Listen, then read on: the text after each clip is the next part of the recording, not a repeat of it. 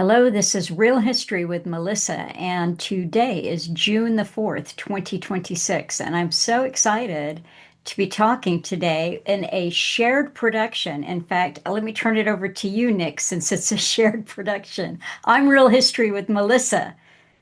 And I'm Nick with Hayes Reviews. And yeah, today we are collaborating. We've got a very exciting guest to talk to who's brought out a very important book. And I think we're going to have an excellent conversation. Great. So this is Dom Waterson of Sheep Farm, and I have talked to him on his podcast, and he and his brother Chris, they've talked to me on my podcast, and now we're all doing this together so that we can talk about a book that you just released. Was it March or April? It was it's middle of March. Yeah. Okay. Called Traitors.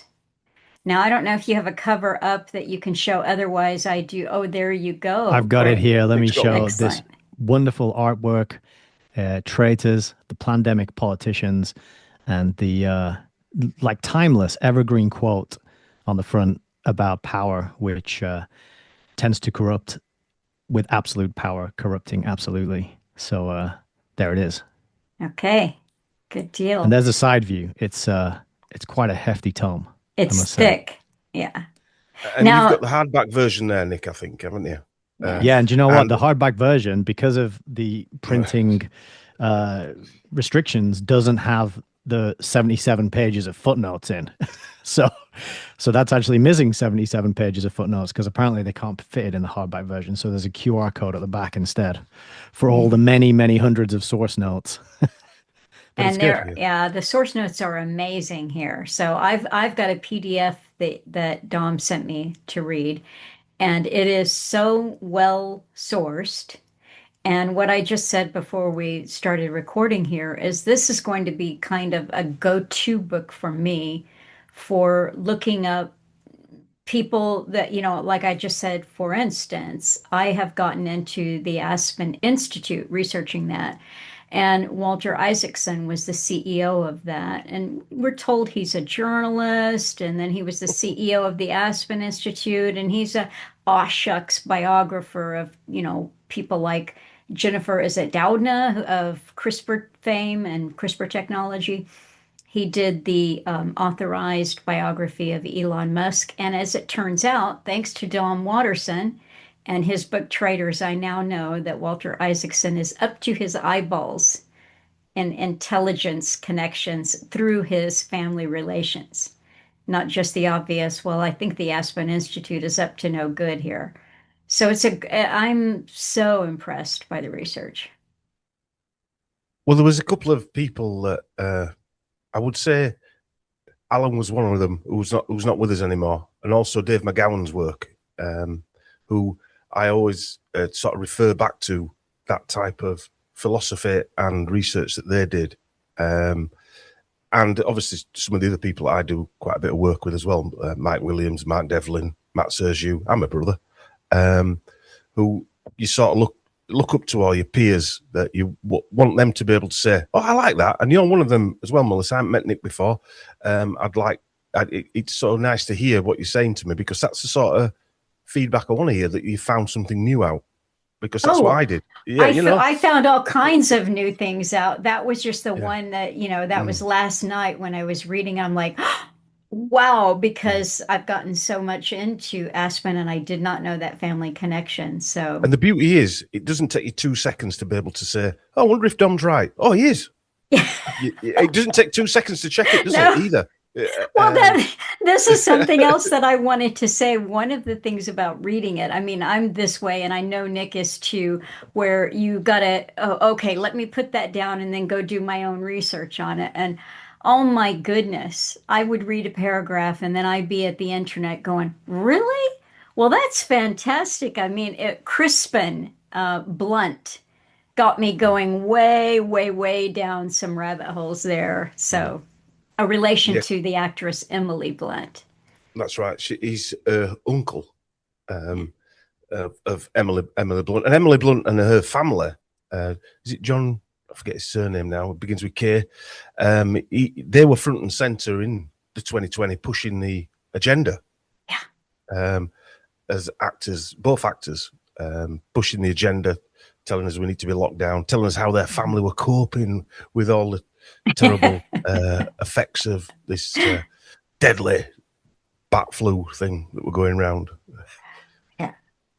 Well, this is, I mean, there's so much, and we might do it in a more orderly way, I guess, but there's just so many interesting connections that you give to, well, I don't know who was it that popularized Nobody's Dad as a plumber. Is that That Mark was Mark Devlin? Devlin. Mark Okay. Devlin, Yeah. yes, yeah, yeah, So, yeah. and Mark it's Devlin. so true. You It look is. at these people and they're, royalty and, uh, Yeah, there is not a single plumber mentioned in this entire 500-page book. It's No. it's As outrageous. try as I might try, Mark Devlin, I couldn't find one at all. We did actually find one. I forget an actor. His dad was he was sort of a plumber. I think he was a plasterer, but started out as a plumber. Major actor. I forget. It wasn't Ranulph Fiennes, obviously, but it was that type of character. But yeah, it's interesting. See, a lot of people say to me that the bloodlines don't mean anything, but um, that can't be true because a friend of mine, she does a lot of genealogy research for her friends, putting the family trees together. And I asked her, obviously we call it amateur, but it's more than amateur that she does. Lorraine, if you're listening, have you ever found any of your friends with royal bloodlines? She said no. Yet we can pick up these people and find royal bloodlines. And I'm sure other people have got royal bloodlines. So it's not just about the bloodline, but it's an important piece of evidence. Is that well, that's one neat thing that you do at the end of many of the chapters is you just show, oh, and by the way, I'm going to give you the royal bloodlines. And then you go back and back and back, and it's just astonishing. well, if you saw some of my little data files that I've got literally hundreds that I've done of people, famous people, bloodlines, which might be another book in its own right, showing the bloodlines of individual people, and then what NGOs they're linked to. That would be a book in its own right, without Yeah. the Plandemic and what have you. So that may be something that I move on to. One interesting thing, I don't know if I put this in here, but a lot of these people are linked to serial killers and assassins as well by blood. So I found that we did a presentation of some of the research I'd done called Assassin's Creed, and I think it's on the YouTube channel. Yeah, I think I saw that one. Yeah, that Yeah. is. So a lot of these people are linked to, like Taylor Swift, for instance, is a cousin of Jeffrey Dahmer. Now, am I saying that Taylor Swift's a serial killer? No, but what we're seeing is maybe they've been chosen because they've got similar sort of narcissistic or psychological traits, let's call it. Well, that's one of, before we dive into that, but let's make a note of that because there is a place I highlighted where you talk about the quality, the mental makeup of a lot of the people that are presented to us as, again, I'm not sure if it's your term or borrowed, but the lifetime actors. I think that came from maybe Mark Devlin as well, lifetime Yeah, I think actor. Mark heard it from some other guys that he used to listen to, but I credit Mark because I heard it from Mark, but he says it's from two other guys he listened to. But yeah, But that's good the people that are put up. I made a comment on the Redux that went up just the last Sunday that these people, I was particularly singling out Peter Thiel, but these are not people like we think of people. They're not real. We don't really think that Elon Musk and Peter Thiel just said, "Oh, hey, let's do PayPal." Like that's just not how it happens.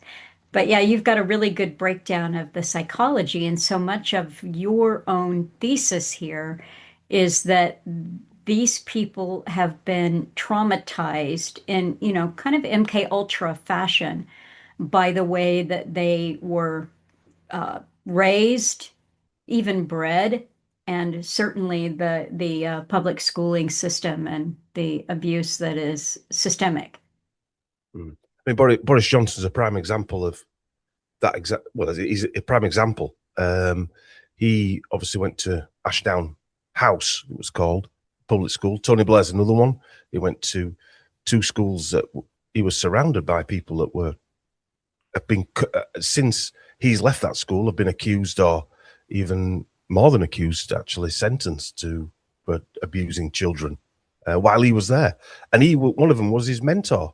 There's no getting away from this. And one of the things Boris Johnson talked about was being beaten with a cricket bat, a golf iron, the cane, a jockery bat, which is like a small rounder's bat.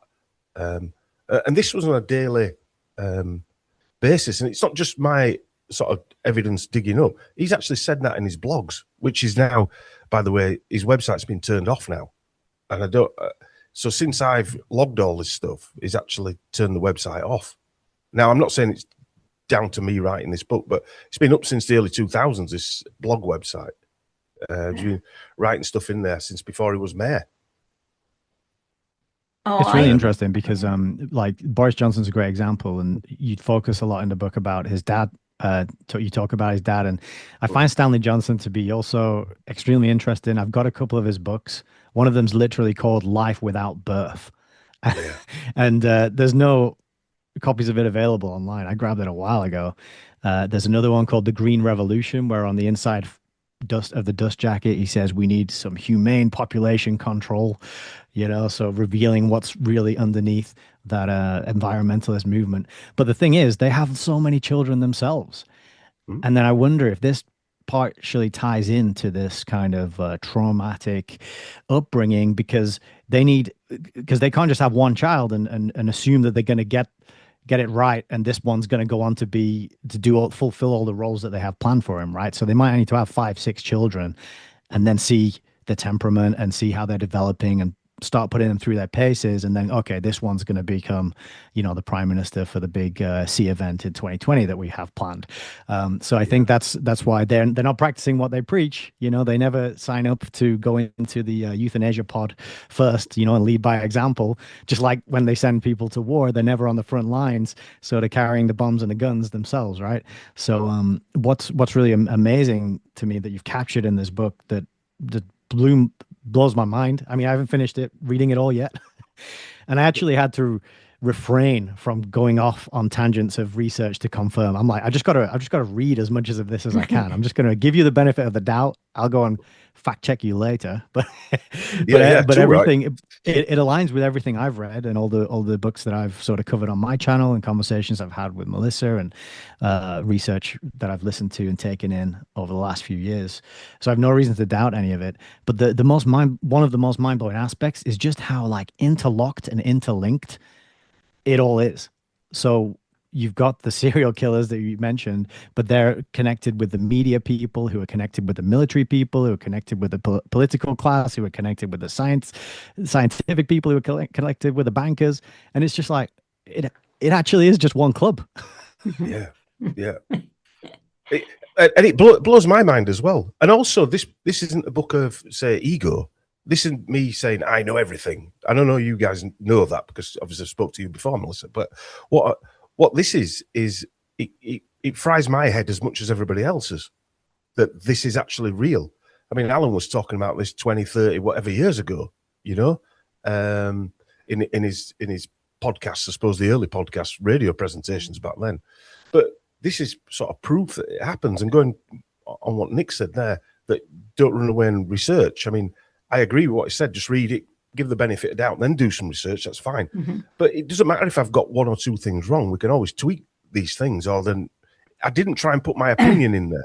It was all fact-based evidence, if you like, or the truth, if you want. What we've been told is the truth anyway. Well, your thread that you carry throughout the whole book, you set up in the prologue, you wrote, there is plenty of evidence of extreme childhood/adult trauma, possible physical, sexual, psychological, and financial, and these individuals then go on to have narcissistic and or psychotic tendencies. You talk a bit about nepotism, and then you get to the breakdown of what we see. And this is, you really nail it, I think, right here. This is like a little index card to keep up in front of us as to who these people are and have been down through history. Eugenics and transhuman ideologies seem to run in the family.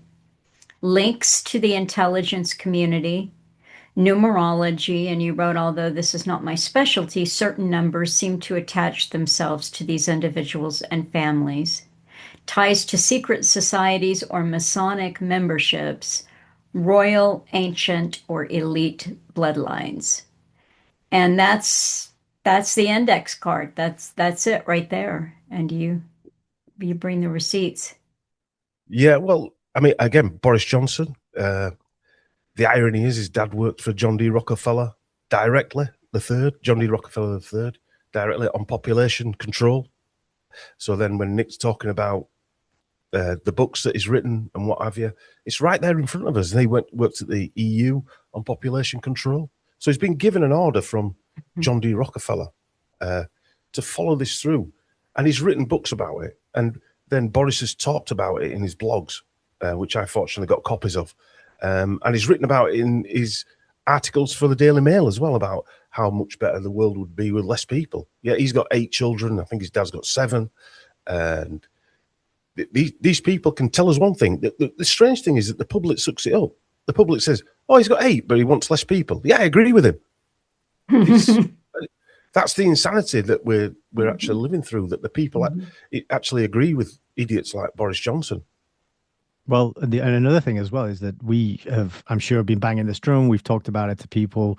We've talked about it publicly, the three of us here, probably, I guess, to people that we know, in 3D world as well. And crazy conspiracy theorist. Oh, you're just negative. Oh, that would never happen. They would never do that. The other day, last week, it was announced on the radio that the number of babies born in England and Wales is the lowest it's been for 50 years. And a third of the babies that were born were to mothers that were not born in England and Wales. And that's casually announced on the radio. And I was with a couple of colleagues, work colleagues, who I don't talk to about any of this kind of stuff. And I was thinking, I bet I could have told them all this yesterday, and they would have thought I was insane, and they would have heard that headline on the radio and not connected the two things. Because this is like the level of mind control, the level of conditioning that's gone in. And, it's not real if it's not on the radio. Oh, it is on the radio, but it's not, but it's actually a good thing. There's those stages, isn't there, of like the first they tell you it's not happening, then they admit it is happening and it's actually a good thing. And, and here's why we should be glad. Let me ask you a question. Did your coworkers comment on it? You all heard it at the same time? What did they say, if anything? One didn't, said nothing. And the other one said, oh, I guess, people back then were just a bit more like go-getting than we are nowadays. Something like that.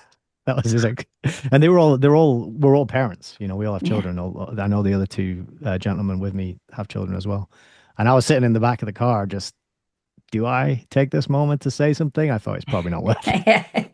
We got a meeting to go to and, business stuff to do. And I thought it's probably not worth it. I'll just enjoy the aircon and the sunny day and talk about it. Well, Boris Johnson, a couple of weeks ago, I didn't have this in the book because a couple of weeks ago, I've got the headline here in front of me. Boris Johnson, he's wrote this in the Daily Mail. Boris Johnson, falling birth rates aren't a disaster. They're the best bit of global news in a long time. In the hilltop villages of Tuscany, where I was recently, obviously on holiday, the bells are tolling for far more funerals than weddings. So he's still, even now, telling us what's happening. He's telling us the plan. He's part of that. I'm not saying he's the controller of all this. He's probably an upper echelon manager. But he's still pushing John D. Rockefeller's population control plan today. And he was in control of obviously the rollout of the jabs. Yeah. Let me at that point then, if it's all right, could I read a quote from the book? Would that be all right with you, Dom? Yeah. All right, let me see if I can find it here. So there's a bit about So this is page 184, and I think this is really excellent. And you mentioned earlier, just to circle back to something you said, which you tried not to put your opinion in here, which you did a commendable job, but it did get in here every now and again. Yeah, And Melissa and I were talking about how to do this interview, and we were like, you know what? Maybe we'll focus on the bits where he does put his opinion in there, and he lets loose, and he lets us know what he thinks. And this is one of those bits, right? I don't like using the word elite to describe these people who are seemingly placed in charge because there are too many different meanings. It's another overused inserted spell used to confuse us all. The political elite, the intellectual elite, the ruling elite, the sporting elite, or the military elite.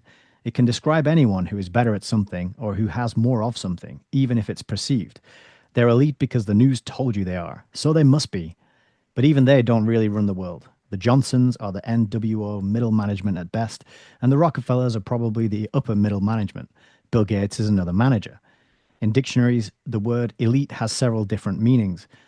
Quote, a select group that is superior in terms of ability or qualities to the rest of a group or society. Or, quote, the richest, most powerful, best educated, or best trained group in a society. Also, the word elite assumes that they're in control and they know what they're doing is righteous for humanity, which is an obvious lie. So it begs the question, are these people and families tagged at birth to be processed as in a professional sports academy? It certainly seems that way, but in this case, the children are picked prior to birth and have to go through all the right training and initiations and have the right biological criteria, bloodlines, childhood trauma, generational memberships of secret societies, and mind control. After all this training, out pops a candidate from the psycho cookie cutter conveyor belt to continue the work of the deranged nutters before them.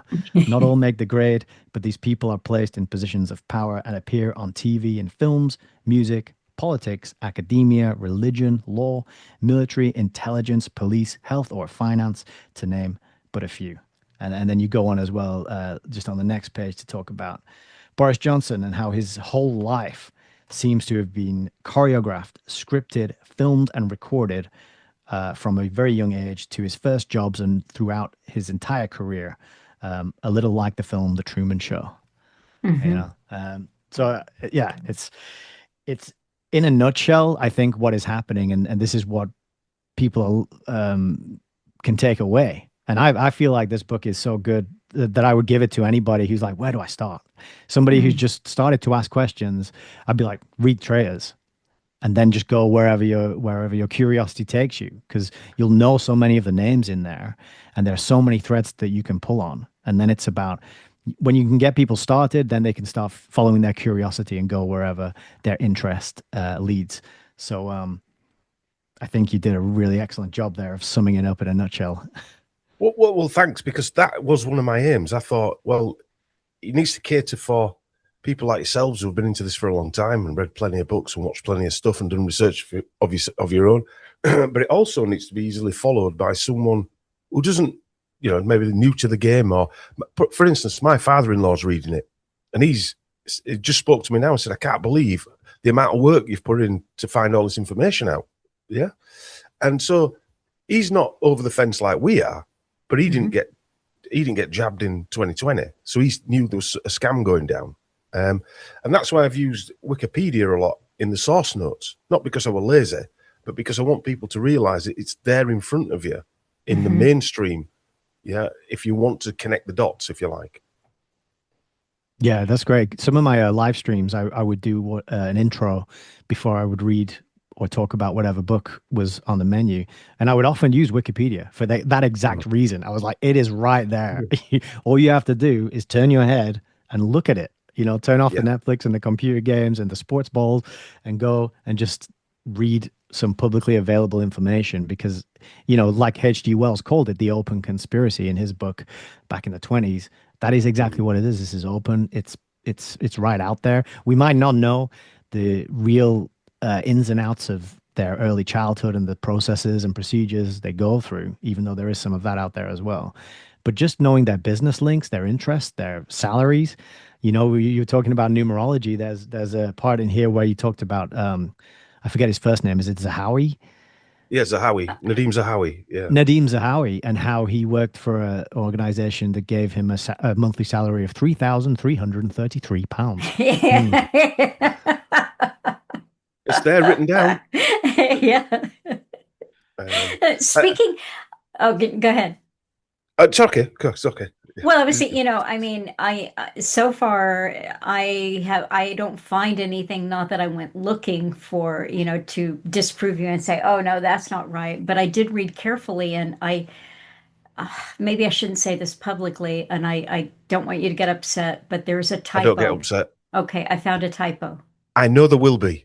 Yeah. We've got. You're writing about Nadim Zahawi Yeah, and how he goes on the Good Morning Britain show with, and you wrote Piers Moron, but it's Piers Morgan. I know. Sadly, I got it wrong. No, you do Yeah. that. You do that throughout, and it made me laugh so hard. You give people like it's not Rishi Sunak. He's a slum dog. Yeah, Slumdog Millionaire. Yeah. Dom, I When I gotta see say, Rishi while we're on Sunak, this topic, I've got to say though, every single time, this one gives me a giggle. Savage Jabhead. Yes. Every Savage time. Jabhead. Like when it pops in my head, it just gives me a little warm fuzzy feel. I'm like, that is one of the best ones ever. That Yeah. was Chris called him Savage Jabhead. Yeah. Oh. Well, I loved Piers Moron because it was so perfect. As I was reading it, I stopped for a moment and thought, that's not his last name, is it? I try to do it seamlessly so it just flows. As we would do the presentations, where it's dark material. This, I mean, the Tony Blair chapters. I don't know if you've got to them yet, but the Tony Blair chapters are dark chapters. Yes, yes. Some of them were difficult to write, and not because the writing was difficult, but just to write about. They were. I actually felt sorry for a lot of these people as children, because a lot of these people didn't ask to be dealt with this way and put in these situations. Now, as I mentioned, it does turn them out a certain way, though. Like Boris Johnson, you can tell he doesn't care about anybody else. He's got no. There were a breakdown of a psychiatrist doing his mental breakdown. He said he's a psychotic narcissist. That's what he actually said. I forget the guy's name. It was called Dr. Shoreham or something like that. He actually said he was a psychotic narcissist. And he was our prime minister. Yes, and if you look, we were talking about his father, Stanley, and what another heartbreaker there is Boris Johnson's mother, Stanley's first wife. I mean, it is so tragic, and she ends up with a broken nose. Mm-hmm. And Stanley Johnson's excuse was he was just flailing around, and the nose got in the way, which, that's not how she tells the story. Well, the actual hospitals that she was put in were a lot of the British arm of the MK Ultra operation that Dr. William Sargent was running. So he was in and out of a lot of these. He was linked to Dr. Asher, Richard Asher, Jane Asher's father, who was also in the 60s. Paul McCartney was living in that house, which again, I've obviously not written about in this book, but these are all interesting spin-offs where, so the Maudsley Hospital was funded by the Rockefellers, I do believe, if memory serves me right. I think it was funded by the Rockefellers, and a lot of the Nazi doctors in the 1930s came over, and there was like an exchanges of doctors going to Germany as well. So a lot of that research that was being done, apparently the Nazis were bad people, but they were allowed to come into Britain in the 30s to train some of our psychiatrists or work with our psychiatrists. Didn't Boris Johnson go to that hospital as well when he was supposedly struck down with the big C? Wasn't he went to like St. Thomas's. He went down during 2020. I think it was March, April 2020. He was coincidentally went down with we called it 91 Divok in our podcast, so we didn't get turned off. A Divok is a parasite, a spiritual parasite, and he was struck down. But when he came out, it looked odd. It looked like he'd seen the gates of hell. But St. Thomas's was one of the main hospitals where the UK arm of MK Ultra, run by Dr. William Sargent, was run out from. That was in the 50s and 60s. He had a room called, I think it was called the sleep room, where he put Hmm. mainly women to Hmm. sleep for months at a time when they had psychological issues or supposed psychological issues. An associate of Ewan Cameron, and He this was. is yeah. In fact, some say was Sargent was Ewan Cameron's mentor. He taught him how to hypnotize people, and wrote papers on it. And so did And this Dr. is Asher. He wrote this is his book, right? Battle that's the for the book, yeah. Mind. That's the one, yeah. Yeah, Yeah. William Battle for the Sargent, Mind. Yeah. 1957, published by Pan Books. Yeah. Amazing, eh? It's a giveaway, isn't it? Also, in that book there, I think it's that book or one of the other ones, there is a picture of a screaming Beatle fan. And underneath the picture, it says Beatle Possession. Mm-hmm, mm-hmm. If it's that same book. I think you show that in one of your talks. Yeah. And so they were again, we're just going off script here a little bit, but they were working on possessing people via music Mm-hmm. in the 50s, and then they brought it into obviously the Beatles music, where the screaming fans, which was quite a famous part of the Beatles Mm-hmm. backdrop, wasn't it? Mm-hmm.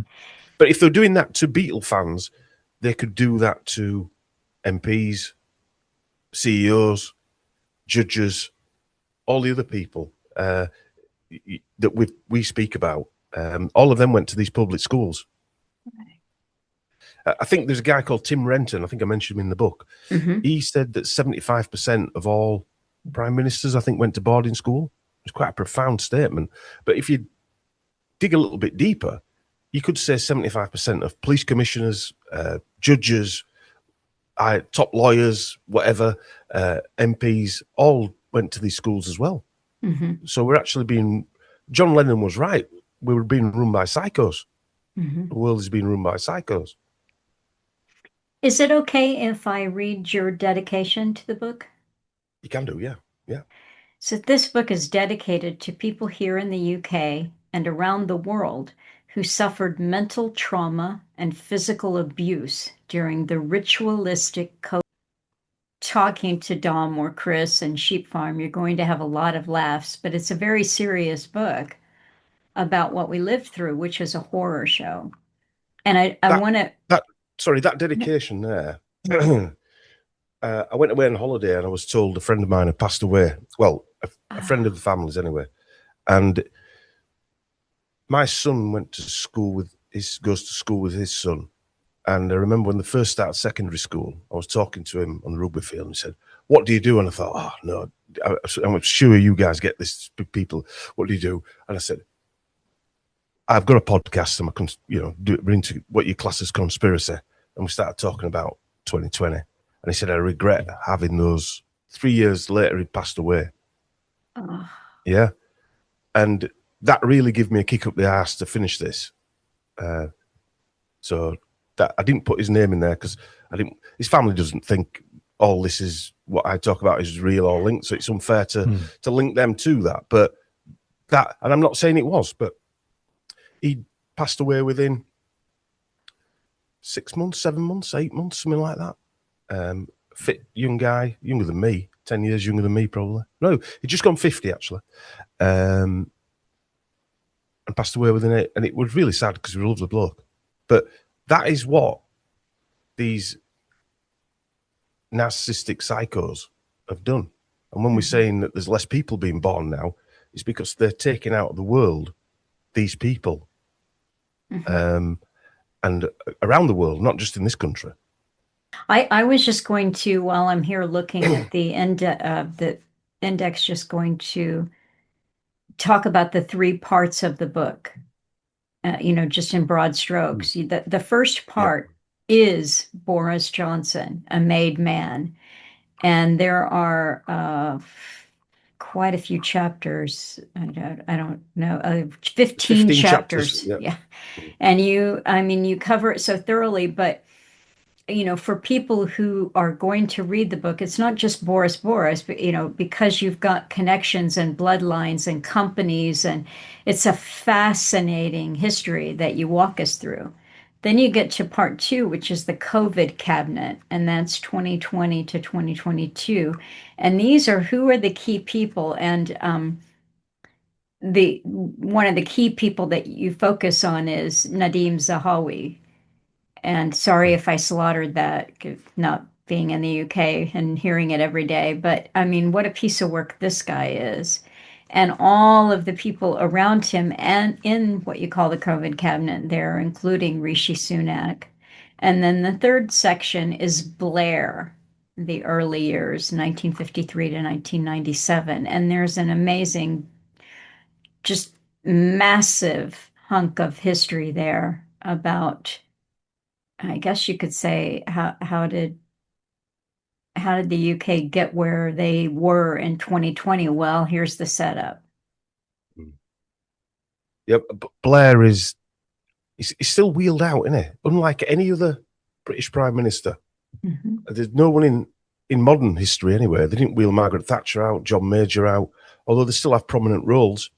Gordon Brown, Cameron, Blair, he's constantly wheeled out as, I don't know, peace envoy, whatever. He was wheeled out in 2020 to tell everybody about getting IDs and all this other stuff. He's still being wheeled out. I think his son got a 300. His business is, to him, it's worth 300 million or something like that. Blair's, Ewan Blair's business. He's had a lot of investment in from, I think it's we'll call it the country state in the Middle East, should we say, that seems to be cause a lot of trouble, but claim victim a lot of the times. I think we know what we're talking wasn't Blair just recently rolled out to tell us that, the climate thing is not all what we were telling you it was, and actually you can ignore all that stuff because we need to use all this energy for the data centers that we're building. Yeah. Yeah. And that's because he's being backed by Larry Ellison, the Oracle guy. Larry Ellison's given his foundation tens of millions of pounds. Yeah. Boris Johnson's linked into Larry Ellison because his father-in-law, his new wife, Carrie Johnson, her father was the managing director or the CEO of the Larry Ellison Foundation. Yeah. And they also work for, her brother and him work for an arms company. I mean, all this is so intertwined. So Larry Ellison gets a mention a few times. I mean, everybody knows that his business was set up by the CIA to start with. So, yeah. But then there's even like one thing I learned, page 250 was about Hewlett Packard and its links to Trilateral Commission and population management. And there's a great section there about Stanford University, and its connections with Silicon Valley. And you say as much as Silicon Valley wouldn't exist if it wasn't for that pipeline of people, coming through the university. So again, that the network, the interconnectedness is impossible to deny. That's why I think this book would be such a good primer for somebody who wants to know. Because I've been out and people have said to me, what's the one book I should read? If I'm not into this stuff, what's the one book I should read? And I'm always like, what makes you think there's one book? I've got like 800 here. Yeah, and this is like a bookshelf like yours. Yeah. I've got a list with another 800 on it of books that I want to get for things that I don't have yet, but I could say this is so accessible to the average person because there's so many handles of names and places and people and organizations and groups that they're already aware of, that I could say, this is the place to start. This is where you start, Mr. Normie, who's never looked into any of this stuff before. Check this out. And I've been reading it on trains as I've been commuting to and from work, and kind of like hoping that people are looking at it and taking note of the cover, just holding it up to see if most people are just buried in their laptops and smartphones, I'm sorry to say, but yeah. But the intrinsic family links to either it's the intelligence agencies, like Carrie Johnson's grandmother worked with Dennis Ely, and I forget the guy's name now, but they were all part of intelligence. I think it was the Ministry of Information she worked for, Anne Simmons. And so this is Carrie Johnson's grandmother. And she's now Boris Johnson's wife. I think they've got 3 kids now, even though he's into population control. And yeah, she's talking about I think the John Warboys case as well now. She was the only one that spoke out about it, the taxi driver who was apparently drugging women in the back of his taxi. Quite a big case going back into the 2000s. She was apparently drugged in the back of the taxi, but she's the only one that escaped. She can't remember how she got home or anything like that. But she's only recently just come out about it. Not recently come out about it, but she started talking about it again. So she's been used for a lot of different publicity stunts, if you like, about saving whales from Japanese trawlers. Yeah, you had a lot of funny things to say too on that section where you're, just giving the, I don't know, hypocrisy. Is that a good word there of someone with her causes? She also trained to be an actress. yes, Didn't make a go of that profession, and so yeah. So, and again, that's another link. A lot of these people are trained actors. I mean, Boris Johnson used to act in plays. A lot of these people are trained actors, and hence the lifetime actor mantle that Mark talks about in his books and talks. Because you also mentioned as well that what does a government and a parliament do? They pass acts. Ooh. You know, it's right in front of you, isn't it? and then it's the theater of war, isn't it, where you do battle against the bad guys over there in that other place, and so the words give away so much, and that's one thing that you do here that I think resonates and chimes really well with Alan's work, for example, is you'll write certain words in a way with capitalization. For like the classic one is on the sign behind you, believe, with the word lie in the middle there. Don't believe something. And you do that throughout here as well, which is another really good way to help people see when they're not seeing, is like, why do we call it a theater of war? Why do government pass acts? And you even break down the word government itself, meaning ment comes from the Latin for mind, and govern is to control. So the word government means mind control, right? And all these words are right in front of us, and they've been put there for a reason. It's not, we just take them for granted now. We just say that, the government, it's just to run the country. No, it's the mind controllers, as was proven why people were banging pots and pans on a Thursday night, at 8:00 around the world. I'm not going to repeat what you said about those people because I don't know if might be my mum disparaging. might listen to this, but yeah. but that's one thing I will say is that as soon as I started reading this, I hadn't even made it through the prefaces, the forewords, and I just had your voice in my head. You've written that it might not be good. In the same. No, it was good. It was good. It was good because, especially in this era, this age of AI, and you see everybody churning out these long articles and all this text, we're bombarded with it now, and it's soulless. There is no creative human spark behind it. It's just AI slop. That's the word for it. And this is the absolute antithesis of that. There is so much soul, personality, heart, care, love that you've put into this project, and it's a pleasure to read it, even though it's so information dense, and it's a lot to take in. And I probably I didn't know, I would say, I don't know, 80, 85, 90% of the information in this book, and I've probably forgotten most of that already, just through the first reading. But like Melissa was saying, it's here now. Yeah, but so have I, because you move on. And I mentioned before, I moved on. I'm doing other research now. So this research was started 6 years ago, and so when you move on, you do forget some of it until you have to go back through it if you're doing a presentation or something. So, and this isn't sort of information that I already knew. I had to find it myself. So it was new to me 2 years ago, if you like. And so I went through that wet fish slap round the face 2 years ago with that information when you put it together. But I like that part of it. And I know a lot of people say, how do you sleep at night knowing that all this is going on? But I find it fascinating. And I'm fortunate to have Chris, because he finds it fascinating as well, because it is dark subject matter. But I, as an observer, that's what we are. I find it fascinating that the world's run this way, because what it says to me is that there's a bigger thing at play. That it means that we're actually meaningless, because I don't know whether I mentioned it in the book, actually. Is this kind of some kind of biological AI that automatically is programmed into us that overrides this narcissistic psychobabble that we have to put up with, you know, and we just rise to the top. So there is a positive element to this, even though we're in this trauma basing constantly where everything's traumatic, but there's something inside us that, or inside some of us, that just push through it. Well, that you made such a good point. I had a friend who's not into this sort of research at all.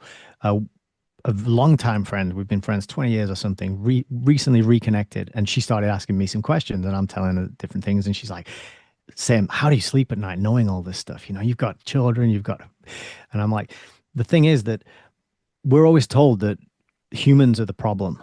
This is the central lie. It's like, there's too many humans. Humans are the problem. It's like, whoa, whoa, whoa. It's not actually humans. It's actually this very tiny, what Alan called the dominant minority of psychopathic, long-term planning, intelligent, crazy individual. Like, it's a small, tiny group. Most humans are decent, caring. They want to work, provide for their family, build relationships, play some games, have some fun, relax, and enjoy life, enjoy reality, enjoy creation, the simulation, you know, whatever your worldview is. That's most of us. But there's so much energy and effort and time poured into manipulating us and controlling our behavior by this tiny, tiny group who are trying to shape us in their image. And that's the good news to me, is like, they wouldn't be putting so much effort, energy, and time and resources into the systems that they build, these convoluted, confusing, overwhelming, dominant systems, if we didn't have intrinsic worth and value and power and an ability to have influence. You see, I mean, if we were so easy to control, it wouldn't be a case of having to make everything so like confusing and what is the term? Full spectrum dominance. I mean, look how much effort we'll use 2020 as an example. They put in to shut people like us up. Look how much time, effort, and money was spent I read an article that they knew no matter what happened was about, I think it was about 3 to 5% of the population would never go along with, even if they were dragging you out of your house, would never go along with it. Never. So although maybe a bigger amount of people didn't end up getting the jab or going along with the stuff, they knew there was a hardcore set of people that would basically prefer to die than say yes. They're the ones they're scared of. They're the ones they fear. Because like the French resistance, people joined together during the 1940s to fight the Germans. And this happened after 2020, 2021, 2022, after those marches. Then there was a lot of infighting after World War II. The communists were fighting the far right, and a lot of other people that weren't even political, that were just fighting the Nazis, who were part of the resistance, then they were fighting each other. So there were a lot of infighting because all of a sudden they didn't agree on anything. They had one set aim and they didn't agree on anything. And that's how easy it is to split up a great unit, if you like, of humans. But I agree. We have got some great traits, and they're scared of that 5% or whatever it is. I think it was the nudge unit that came up with that figure, 3 to 5%. Okay. I read, which they're. I don't know if you know this, but in 2020, 2021, 2022, we did other podcasts. So this information is based on the podcast we did about the politicians. Yeah, the research that I did on them, me, Chris presented. I've also got probably more information on the medical experts and the media that we did as well, which probably be book 2 when I get around. I've already started most of it, so a lot of it were because I was trying to put it into this one. I was trying to do a foot, but it as you said, there's 500 pages without the notes. It'd have been about 1,000 pages. It'd been far too big. I think a second book is probably wise. Yeah, but there's also a third one about the World Economic Forum that I did. I don't know how many hours of episodes in the World Economic Forum and all their backgrounds. Yeah. I can't wait for those because one of the things, like you just mentioned, the effort that went into silencing people, deplatforming them, canceling them, stopping them talking about these things. That's what I didn't really I had before 2020, I had about 20 or so sci-fi novels, and that was it. And then when I started seeing all the censorship, I'm thinking, how far is this going to go? Where are they going to take this? I might not be able to watch the Corbett Report or the Last American Vagabond or Mark Devlin. Mark Devlin, actually, Yeah. his trilogy of books were some of the first ones I got, and the first one I reviewed on the channel, on my channel, was Mark Devlin's Musical Truth Volume One. I got the trilogy from him and signed as well, you know. Right. And because I started to realize if this censorship goes so far, I can't access information online.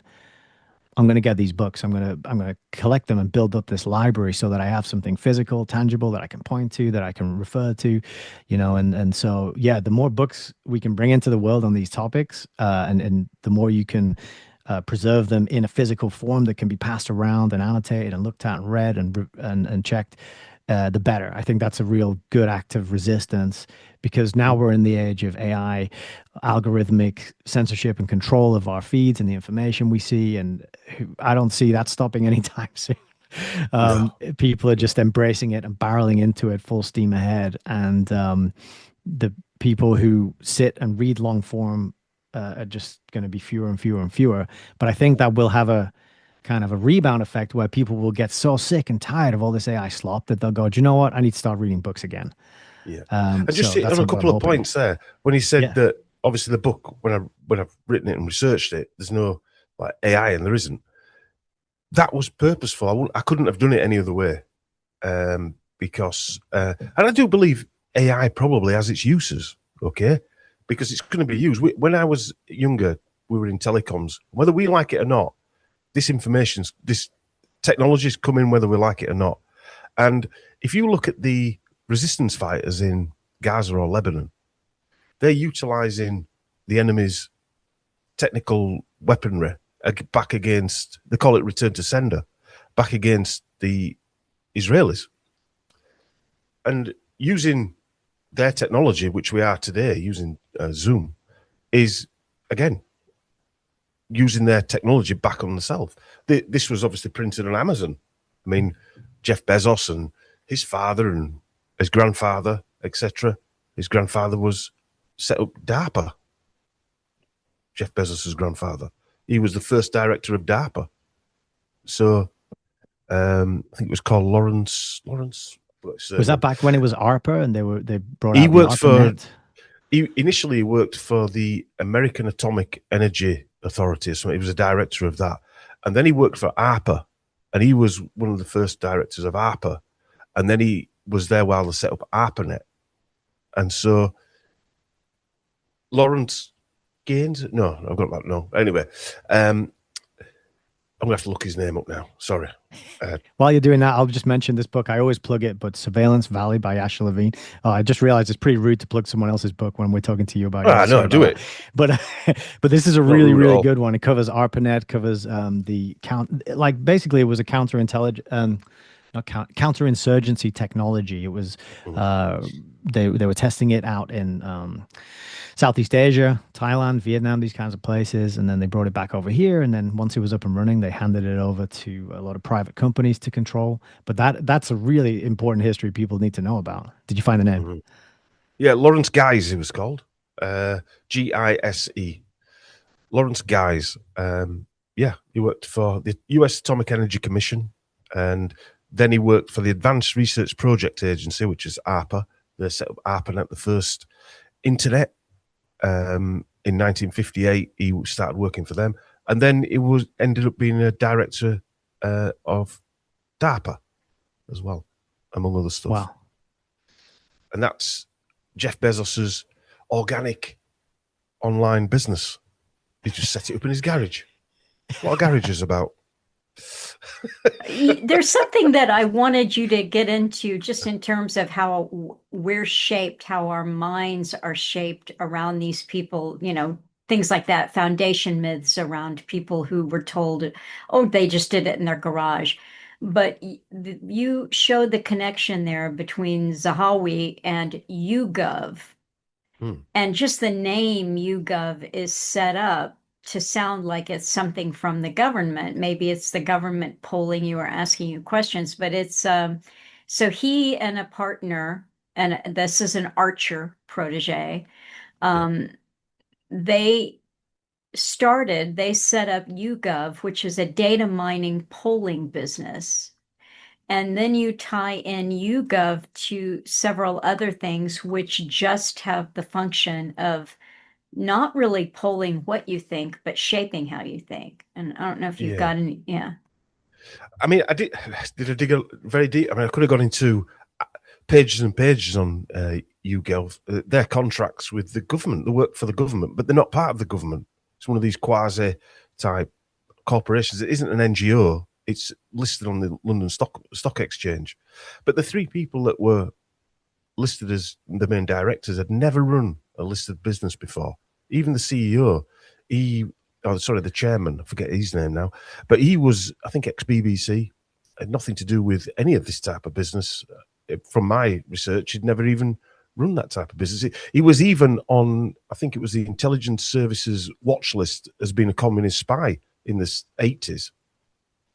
And yet all of a sudden he rises to the top and manages these two characters that were both Archer proteges, as you say, Melissa.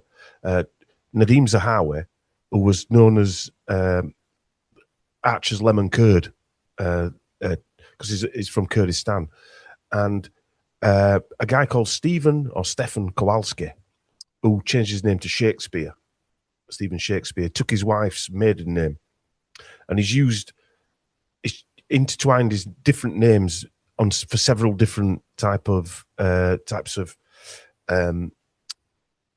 work, if you like. But Stephen Kowalski's dad was a press liaison officer after World War II. So he used to go into East Berlin as a German. I think he was Polish, actually. But he, as a British liaison officer working with the British Army, and come back with information about East Berlin. And it was well known that both of the East Germans used to do it, press liaison officers, and they were all spies, basically. They were spying on each other. And they were using these press liaison officers as go-betweens or conduits. And Stephen Kowalski ends up at this public school in Britain, in Cold War Germany, with no evidence of how they're paying for this boarding school. But then when you go into detail, there's quite a lot of intelligence officers that come out of this boarding school. And that's the background that a lot of these people seem to have, is that they're from an intelligence background but end up being CEOs of a major company on the stock market. And I'm not saying Stephen Kowalski is an intelligence officer. I found no evidence of that, or Stephen Shakespeare, whatever he's called. But they were certainly front and centre doing the data polling or asking questions to people about 2020 and the lockdowns and things like that. You said on page 212, these companies are funded until they succeed, like Amazon, Google, and Facebook, and to a lesser extent, YouGov, simply because the NWO needs them to succeed to fulfill whatever generational plan is in operation. That's very It well seems said. quite obvious to me, does that? Because Amazon was losing hundreds of millions, not just a few quid. I've been in business quite a long time, and I've seen businesses funded 3 or 4 years, and they close them down if they're not doing what they need to be doing. Can't hit the targets and all that type of stuff.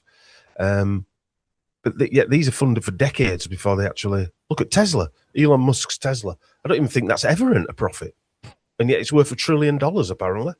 How does that work? Isn't there a similar thing going on with these, genetic testing kits that give you your ancestry, 23andMe type outfits as well? Yeah, well, the founder of the 23andMe, she's the ex-wife of one of the Google guys. Mm-hmm. And they actually Sergey Brin, Sergey Brin, yeah, and they actually marketed 23andMe as the Google of genetic testing. I think it was somewhere. I did that was part of the World Economic Forum stuff. Actually, I did a presentation called "Revenge of the Nerds," and it was all about the tech guys that were brought through the Young Global Leader program. That's another connection as well. A lot of these people we talk about all went through the Young Global Leader program. which is sort of like a modern day Nazi youth. Which was itself, the name was changed, right? Was it That's originally right, they're yeah. going to be the global leaders, and then they became something The else global less? leaders for tomorrow or something like that. Tony Blair was the global leaders for tomorrow in 1993. So was Bono as well. Is it? And that's Oh, sorry, go go on, ahead. Melissa. Well, I was going to read just a little bit more. This is right around YouGov, just to show, if that's okay, just to show connections to how our opinions are formed. It's fascinating here. So this is YouGov. It's partnered with Imperial College London. Supposedly, this is just a opinion poll, but it's actually, as you write here, mass mental manipulation. And you quoted the ICL website about YouGov. We're tracking how people across the world are responding to the coronavirus pandemic. Our global survey, launched in partnership with YouGov the first week of April, is collecting fortnightly data from 29 countries to explore the public's attitudes and health behaviors as the situation evolves. Through this survey, we're monitoring how compliant individuals are with COVID-19 safety measures, such as self-isolation and avoiding unnecessary travel. We're also looking into a range of other relevant behaviors and measures, from hygiene to quality of life. And then you start writing. You said, so let's get this straight. Okay, moving on. In 2020, we saw prominent SAGE members from ICL, like Professor Knobhead. Another misspelling. Yes. Typo. Well, you got so many typos in here. So Professor Knobhead, aka Neil Ferguson, OBE, F Med Sci, pushing the nonsense data probabilities that never actually came true. I could go on, but I won't, as it's starting to make me angry. Lastly, the YouGov slogan is what the world thinks, or more like what the world is made to think. Although I think the clue is in the name, YouGov. I mean, how do you get away with using that name? They're not a government department, well, not officially anyway. They are an opinion grabbing data collection company. It probably gets away with it because it looks like an intelligence setup, as well as we shall see in a moment. Now, the next paragraph that you get to, and I won't read, but you just tie YouGov and the people behind it to all of the so-called independent-ish think tanks in the US, Stanford University, Hoover Institution, and then an owner of something called Polymetrics, which is maybe a UK, a US similar company to YouGov that YouGov ended up buying. And then it all ties back to the Council on Foreign Relations and the CIA OSS. It's pretty astonishing there. I took pictures of that it's page 214 and 215. I took pictures of these and I put it in my Telegram group, and I said, I've never seen so many think tanks and groups and intelligence agencies and institutes all on one page. I think this double pager is the full house. And I just wanted to mention as well, just to go back slightly to the YouGov thing, um, what's in a name? The page before the part that Melissa just read from, on page 211, you've told us that when YouGov was set up in 2000, one of its biggest shareholders was Zahawi's Bal Shore Investments. Bal Shore Investments. And yeah, and then page 214, 215. Let's see if I can get all these on the record. We've got the European Council on Foreign Relations, the Brookings Institute, WEF Young Global Leader, Rockefeller Brothers Fund, George Soros's Open Society Foundations, Bill and Melinda Gates Foundation, Fabian Society, Young Fabians. We've got Hewlett Foundation, Carlyle Group, Council on Foreign Relations, Bilderberg, Henry Jackson Society, Israel, Rothschild, MI6, Communist Party, Soviet NKVD, Trinity College, RAND, Chatham House, European, oh, I said that one already, Center for Social Cohesion. All 2 pages linked together. It's amazing. I was, yeah, I had a big grin on my face when I was reading this bit, just going, this is outstanding. Well, But on the strange, same page you get in there, on the same page you get in there, let's see, Matthew Did I miss one? Jameson. Yes, you did miss one. Matthew Oops. Jameson, who went to Georgetown School of Foreign Service. And then in parentheses, Dom writes, Georgetown University is associated with scary neurobiologist Professor James Giordano. You may remember the videos that I've played over the years where Giordano is discussing neurosecurity. And then you get in the European Council on Foreign Relations and the Brookings, and oh, you mentioned Brookings, and then it goes on and on and on. Yeah, quite astonishing. I find it quite interesting when you're doing research and it says, this is the board of directors. And you think, I'll just search that one name and all this information comes up. Or I'll just search that one name and all this information comes up. Then you put it all together and you think, jeepers, it's, you know, these people are a bit like the Boris Johnson's friend, Lebedev, Yevgeny Lebedev. And his father was a KGB agent. And he's Boris Johnson's friend, and he owns, I think it's the Observer. I might be wrong there. He owns a major newspaper anyway. And the Independent. He owns the Independent newspaper. And guess who used to own it? Carrie Johnson's father. They sold it. And it's like, what? Hang on a minute. How does that work? It's, you know, these things are all tied.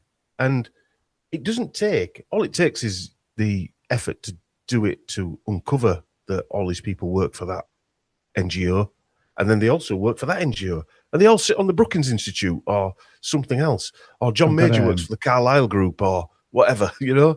There's another example I've just got to give here because this is one that stood out to me. David Rubenstein. So this is 2 paragraphs. Listen to this. Get your bingo card out, everybody. Get your New World Order bingo card out. We're going to have a game. You are guaranteed to get a full house. David Rubenstein. Rubenstein is a member of the World Economic Forum Board of Trustees, chairman of the Council on Foreign Relations, co-chairman of the Brookings Institution, a member of the Trilateral Commission, founded by Zbigniew Brzezinski and David Rockefeller in 1973. Like his Carlyle Group co-founder, William E. Conway Jr., David Rubenstein is a trustee of the Johns Hopkins School of Medicine that held Event 201 in October 2019. Rubenstein has attended more or less every WEF conference in Davos since 2004, and he's also attended the 65th Bilderberg meeting in Virginia, USA in 2017. The Brookings Institute is another think tank founded in 1916, and throughout the years, it has been funded by the Bill and Melinda Gates Foundation, Carnegie Corporation, Charles Stewart Mott Foundation, Climate Works, Democracy Fund, Hewlett Foundation, Koch Family Foundations, Open Society Foundations, PepsiCo, Rockefeller Brothers Fund, and the Rockefeller Foundation. According to the New York Times, its single biggest foreign donor is the Qatari government. Bingo. Yeah, full house. Absolutely. And that, you know, something else too that I noted several times is you can't read this compilation of connections and come out thinking left, right, conservative, liberal, Democrat, Republican. You just can't, because if you follow the money, the foundations, and the think tanks, it's all one club. It's all one consortium. Yeah. Well, the notion that they're all thinking independently is just off the table because they're all funded by the same people, which, again, going to fund other things like, I don't know, Larry Ellison's the largest funder of the IDF in Israel. Yeah. He's the largest funder. It's out there. It's full front page news somewhere. You can see it. The same guy who is the largest funder of artificial intelligence initiatives in the United States is the same guy who's the largest funder of the IDF. That ought to make you pause for just a moment. Mm-hmm. Yeah. Because that says that person is not, I would say, is not in control of that personally. He's the front man that has to do that. But also, he doesn't care. He's willing to slaughter people and control all the AI and all the other data grabbing information. I mean, YouGov is just minute in comparison to that, and they were quite significant. I think YouGov, a $300 million business. I mean, he's got a $1 trillion business. It's minute in comparison, but just as important. And again, he's backing Tony Blair. I mean, he's backing Tony Blair and Tony Blair's NGOs. He must know this information that's in here. He mustn't. If he's backed by the CIA would know that information that's in those Tony Blair chapters. They would know that. And yet he's willing to give him tens of millions of dollars to fund his NGOs. That should tell you who these people are, what kind of people we're dealing with. They're not like us, and they don't like us. Yeah, that's a good point, Nick. Yeah. Yeah, it is a good point. There's so many connections here that just blow mind-blowing. Another one that I highlighted was about the film's Inconvenient Truth, which is the Al Gore climate global warming change propaganda. Yeah, global climate warming change. Yeah. And the film Contagion, which was a 2011 pandemic film, which you mentioned. Matt, there's a typo here again, Matt Wancock, actually said in an interview how lifelike this film Contagion was to the events, the Big C events. Both of those were co-produced by the same film company, Jeff Skoll, who was involved in eBay. You mentioned here, the film company is now defunct. It was called Participant, but just another coincidence. This is just a big book of coincidences, isn't it? Really? Book of coincidence. And also the eBay guy, he's got a foundation called Lumina, I do believe. Lumina Foundation. They fund a lot of these climate change and stuff like that. And he was a young global leader as well. I forget his name now, but he was the so-called founder of eBay, and he was a young global leader at some point. Jeff Skoll wasn't.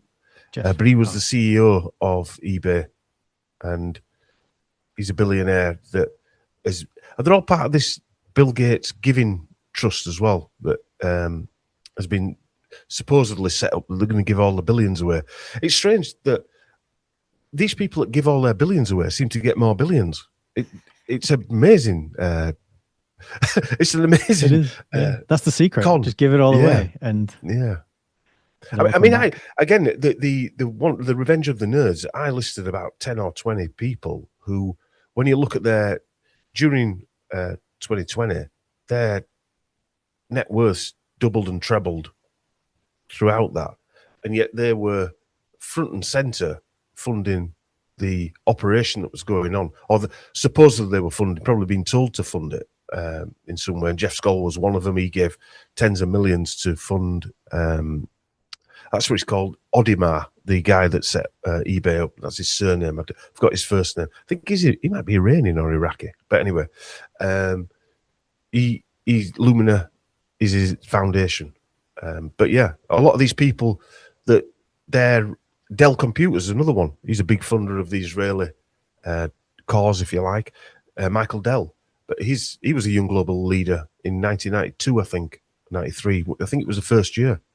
And all of a sudden, his business selling computers seemed to skyrocket. I think he's worth nearly $100 billion now. Well, one of the things when I was illustrating the last Redux that went up last Sunday, I was looking at water, data centers, artificial intelligence, and water. And I came on an article that was written in 2012, and it showed way back then the web of money, big money around buying up water rights and aquifers and so forth. And I know, I think there was a connection to Colorado water through Hannah and Marie Strong. I mean, so it's been going on for a long time. So they tend to start stockpiling whatever it is that they're going to make money off of. Same thing here with pharma during COVID.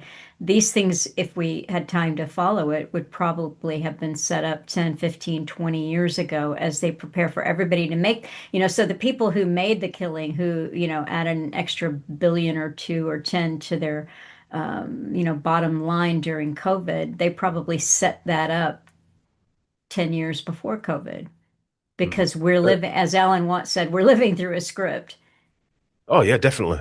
I think that's another thing. This hopefully this work does, is show that this isn't just now. This has been written over generations. That they could not have won the COVID, whatever it was, operation, if there hadn't been social media. Mm-hmm. There had to be social media because it had to spread through social media, not physically. The news had to spread quickly to make it look like it was spreading around the world, for instance. Right. I mean, going on to water, I mean, the guy who was standing in on the WEF, he wrote a paper once. He was one of the lead guys, actually. Nestle. He was the CEO of Nestle. That's correct. And he had links to the CIA as well, because he was a director of Nestle, I think in South America, where Nestle was helping the CIA cause a coup in one of the countries. I forget which country it was now. And he was the director at that particular time. So he's got links back to the CIA. I forget, Peter something or other is called. I can't remember his name. He actually said that water shouldn't be. He said it's not a basic human right. It's exactly. Not. It should be a product. It should be a product that we sell. Yep. Yeah. These people are disgusting individuals. They're not. Like he us. might be someone's grandfather, someone's father, but they don't know what he's like. Probably a lot of these people. Behind the scenes, he'll be doing things that, if he went home and told them, they would disown him. Or maybe they probably don't ask too many questions. He's Yeah. bringing in the bacon, they probably get nice life, cars, treats, holidays, all that good stuff. Yeah. So they probably don't care what daddy does or granddaddy does. It reminds me of... He makes chocolate, right? Yeah. it reminds me of, in Halifax, Nestle, there's a massive factory in Halifax. It's one of the main factories. A lot of the people in Halifax work for Nestle. They don't realise that Nestle's milk in Africa is probably poisoning or sterilising kids or the parents or whatever.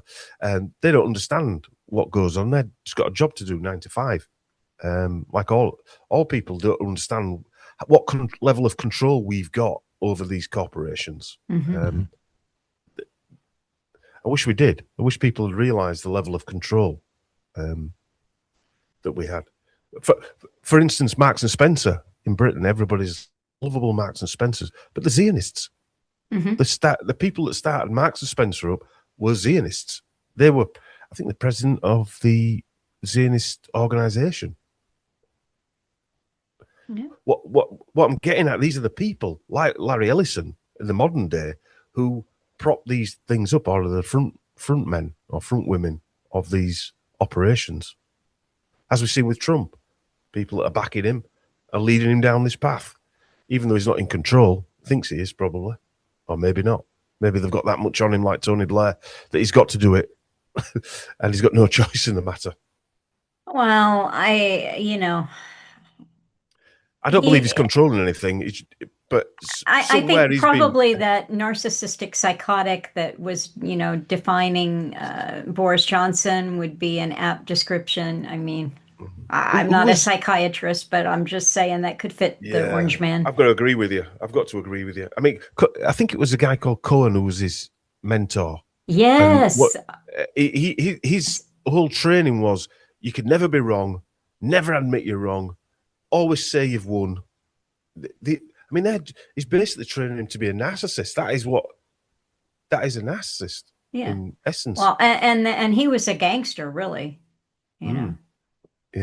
Which I was just going to say, actually, Melissa, that a lot of these people remind me of gangster bosses. When you watch a film like the old Godfather, all his kids love him. His daughters and things like that. They don't realise he goes around knocking people off and having people assassinated and things like that. And that's what these people remind me of. Yeah. They'll just go home, take the tie off, put the slippers on. I'll have a cup of tea. Thank you. And the wife just ignores what's going on. That seems to be what is happening. Yeah. I mean, Sherry Booth is an interesting character because I think I mentioned it in here actually that she's related to John Wilkes Booth. Yes. And a lot of people say she isn't, but all I can go by is what they said themselves. And her father says his father told him he was related to John Wilkes Booth. So, Well, here, while we're on the subject of actors and relations that are kind of odd, you're talking about Ben Affleck, and before that, you've just gone through a whole bunch of connections to actors, and then you take Ben Affleck. He's best mates with fellow actor Matt, who's World Economic Forum, Damon, and both are 10th cousins and both are distant cousins of John Hinckley Jr., who was arrested for the attempted assassination of President Ronald Reagan. Hinckley Jr. is also the sixth cousin, one time removed, of Nancy Reagan. Nancy also had a royal bloodline back to Edward III. In keeping with the theme of this book, Affleck and Damon are also cousins of serial killer Jeffrey Dahmer, Mark David Chapman, John Lennon's supposed assassin, and Boris Johnson. To add to this, Affleck and Damon both have royal bloodlines. At least they keep it all in the family, so to speak. And then you go on there with Affleck's royal lineage going back, and his first wife, Jennifer Garner's connections to a CIA recruitment video, and George Clooney with the CFRWEFUN. Remember, I'm going to put another Alan Watt-ism in here. He'd say, they give us our stars so that we follow the stars. And just like the Emily Blunt and her husband who said, "Ooh, got to stay home," and here is us staying home during COVID. In the U.S., I think the first kind of top couple of acting royalty were Tom Hanks and his wife Rita Wilson, who claimed that they were in Australia, I think, on a shoot, and they had to be locked down, oh dear me, in their hotel for weeks before they, but they said it's for the good, and you should stay home too. So these actors are not just anybody either. They're put out so that we emulate monkey see, monkey do. And as you Remember, yeah, go ahead. sorry, I was going to say, remember Dolly Parton's song where she redid Jolene, but it was Yes, vaccine? And yes, then didn't Schwarzenegger also tell you, screw your freedom? yes. Screw your freedom. Yep. Yeah. I actually mentioned the Dolly Parton thing Jolene, in yeah, here. you did. I got that. She did that in the Vanderbilt hospital. So Anderson Cooper, CNN guy, he's a Vanderbilt, Yes. and he was a CIA intern as well. Yeah. So, yeah. And when you look at the Vanderbilt, when you go behind the scenes in the Vanderbilt hospital, they were also, I think, pushing the sex change, transhuman type. Yeah, I think I documented a couple of those, and it just adds weight to the information when you see that they're all part of this. Again, going back to the beginning, the transhuman agenda, the eugenics agenda, the population control agenda, wheeling out these stars, like you said, follow the stars. She will have dragged in a certain demographic, and so will Emily Blunt. They'll drag in certain demographics to there. So will all these other people that told us to do that. I think Taylor Swift and her husband, he was an NFL American football player, or is. I think they got he got a $300 million or $100 million Amazon podcasting deal. Well, he did a huge ad campaign for to comply and obey with the whole COVID thing. Yeah, get your vaccine. Like $15 million. I forget the amount, but it was like $10 million or $15 million directly from Pfizer. Oh, yeah. yeah. So that was Taylor Swift, isn't it? Yeah, that's Taylor Swift's family, or other half. So they were. Oh, sorry. I was going to go back to Ben Affleck for a second because my wife and I watched the Ben Affleck film last night, and you know how symbolism is everywhere, and they use symbols to communicate with that deep part of our minds, and it's a tell. Actually, you can see once you learn to recognize the symbols, you can You can see them everywhere, and it's one of those things you can't unsee. And I said to her just as this film was starting, I said, "How long do you think it'll be into the film until they show us just a one eye on the screen? Because you see this all the time." And she said, "Oh, I reckon 30 seconds." I said, "Okay."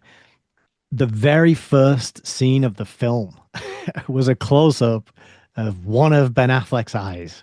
And that was it was the Wow. very, very first scene of the film. Wow. And we What just was it? What laughed, was the movie? It's called Hypnotic. It's on Netflix. It's an absolute steaming pile of garbage. Don't watch it. Yeah. Because my brother was telling me that now they make films assuming the audience are going to be on their phones and tablets. So all of the plot points are overstated and repeated in the character's dialogue. So you have this totally unnatural dialogue where people are just repeating the plot points over and over.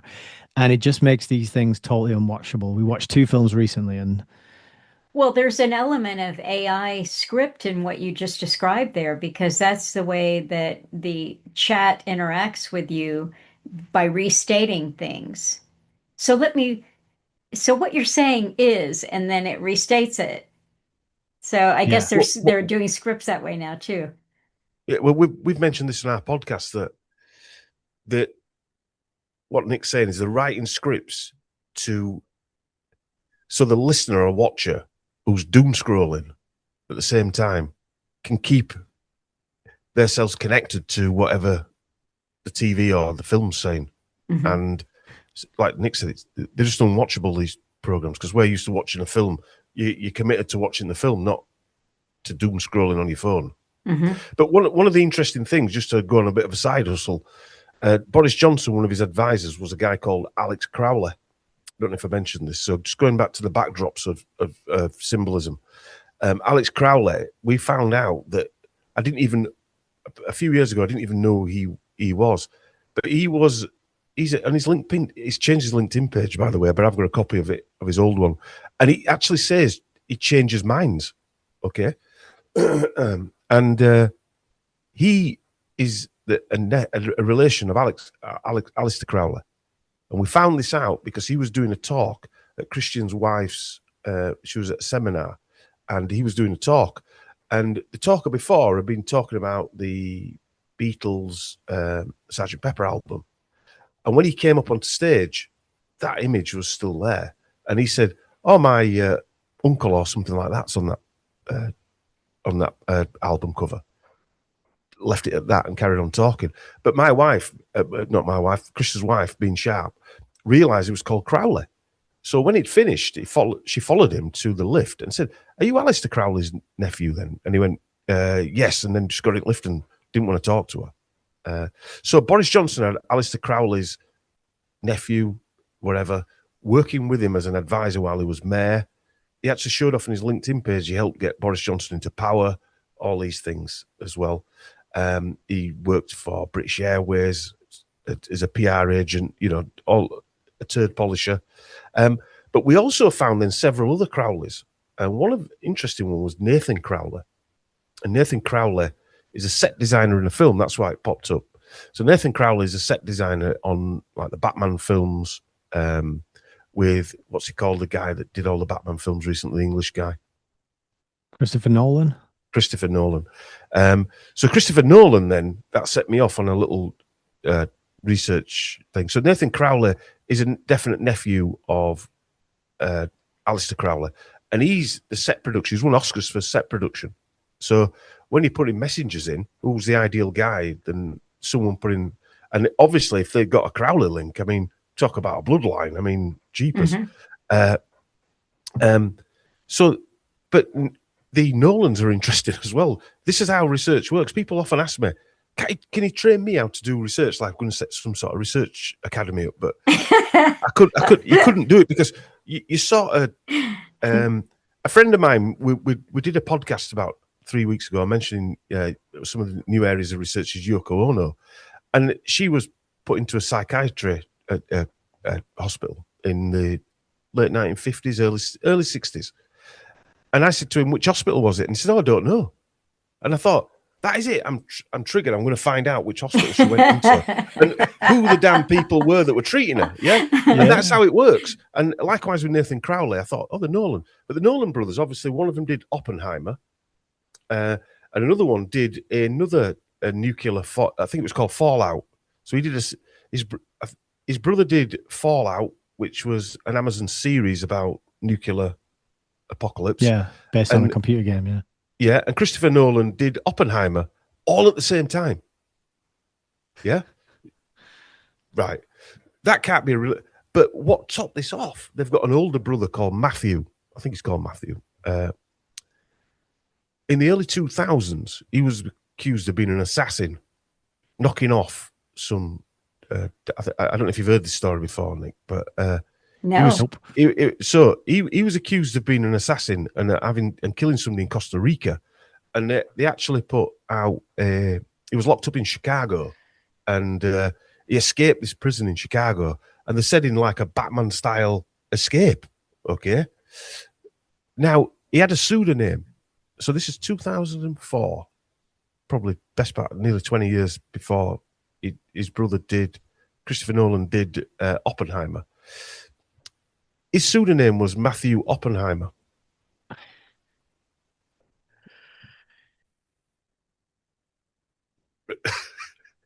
Again, it's in the newspapers. Yeah, it's in the court descriptions. So these are two guys that are doing films, major films, big films, and their brother is an assassin or a wanted assassin, let's say, a supposed assassin. That reminds me of we're So straying weird. into film territory now, but there was a film called, I think it's Confessions of a Dangerous Mind, Yes. and based on a real guy, Chuck Barris, who Yeah, created the dating game. Yes. Yes. Yeah, that was. I thought that film was very entertaining. I don't know if there's any truth to it. I know he's written a book though, hasn't he? Yeah. Well, evidently Chuck Barris was a piece of work. I don't know how true the movie was, but But it was the same sort of idea. It was that crossover between show business and military, which reminds us of sort of Dave McGowan with the music industry and all the lineages from military families. And again, just that crossover, that interlinking. It's sort of like each generation has a different role. Like if your dad was a journalist, then you're going to be a movie star, and then maybe your children will be a politician, and then your children will be bankers, and your children will have a startup that becomes, and they kind of just swap, and it's like a revolving door, and they're just in and out of all. Didn't George Clooney? Was he the director of that film? Dangerous. I think you might be right. He's obviously got links to CIA and the World Economic. I think the World Economic Forum. Definitely the Council of Foreign Relations. He works for George Clooney. His wife also represented Julian Assange. yes, she's an interesting character too. She's a young global leader as well. Yeah. She's got a prominent bloodline. Syrian, I think. Prominent bloodline. Yeah. Confessions of a Dangerous Mind, directed by George Clooney. George Clooney's from an interesting bloodline as well. Yes. The Huguenots. Yeah. Yeah. Obviously, another coincidence. he was pushing the jabs as well. I've got a video of him saying people are basically idiots and they need to get in line. We made a few mistakes. He said, this is his exact words. This is how you know that these people aren't like us. Yeah, a few years ago, the same thing was with the polio jab. It killed a bunch of kids, but we got it right eventually. It was so people start listening. I've got the interview on. Well, did you, speaking of actors used as tools and saying psychotic things that we don't understand, did you see the footage of Tom Cruise going off on his cast and crew while he was trying to film during COVID, screaming at them because they weren't, wearing masks and doing what they were supposed to be doing, and yeah, it was filmed, and I think some of that went viral online. This was probably No, I never saw that. Yeah. He was yelling at him, saying that they were the fortunate few who were able to work during that time, and they were going to show up on time. They were going to socially distance. They were going to have, they were going to wash their hands. They were going to do all this and they were going to be vaccinated. And he was just screaming at him and somebody filmed it. Wow. Well, that teased me up nicely for another thing I wanted to ask you about which was Porton Down.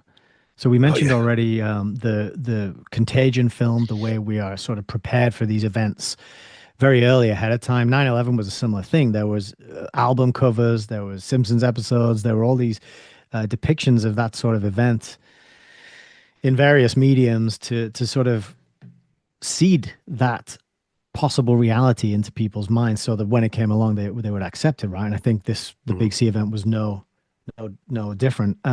So, but this really, it's like what you mentioned about Porton Down is this experimenting on people, and George Clooney's quote just reminded me of that. Well, we killed a few people, but we got it right eventually. Like, there's no qualms about just test this thing out on that group of people over there and see what happens, take some notes, watch it from afar, and then refine it and carry on. So yeah, could you tell us a little bit about Porton Down and what your research uncovered there?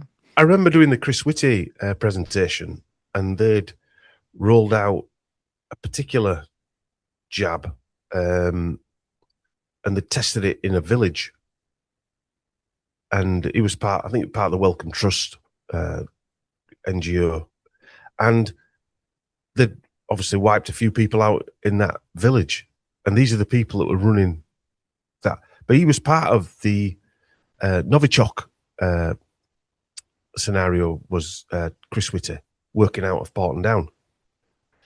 If you remember, everyone remember the Novichok, the two Russians that were supposedly poisoned by Russian, whatever they were, but obviously Surrey, just some kind road, of, wasn't it? It was just some kind of operation that was going on.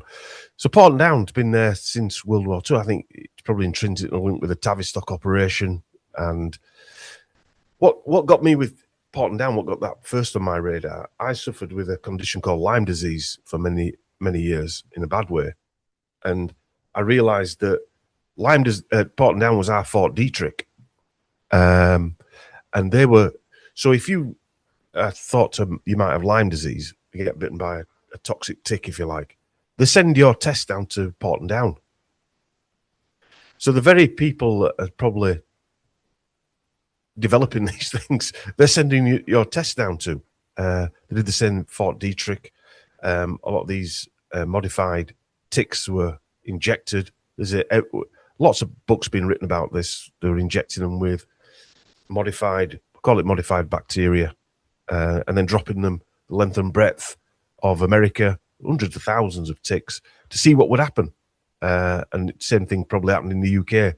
Although I didn't find any evidence of that happening in the UK and Europe, but there has been an explosion of ticks. So I can only put it down to that they did the same thing. Anyway, so Porton Down were running operations throughout, during World War II, actually, to sort of simulate what the class as Nazi Germany dropping a biological weapon onto Britain. And they were simulating it by using a biological weapon on Britain, which is interesting. Mainly zinc cadmium, which is obviously a toxin, and a derivative of anthrax. I won't try and pronounce the Latin name, but they did it in hundreds of different sorties up and down Britain.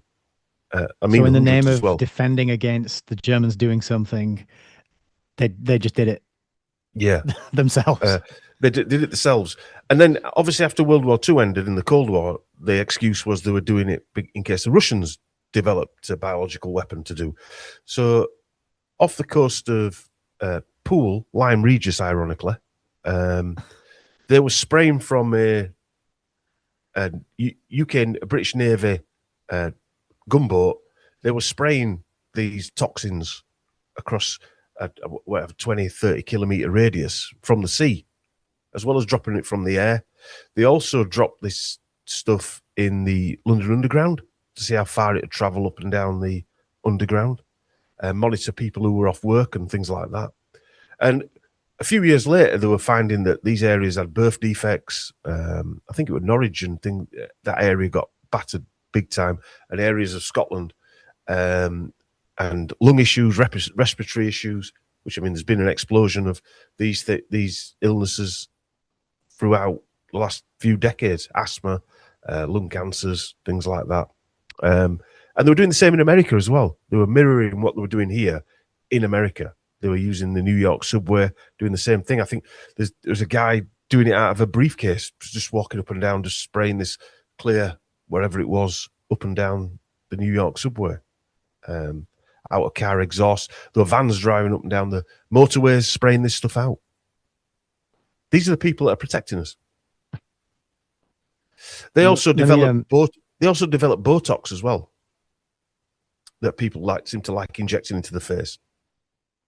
You've got to wonder too about the minds. I mean, what happens? Do they set out with the objective in mind? We're going to figure out something that we can do that paralyzes people but doesn't kill them?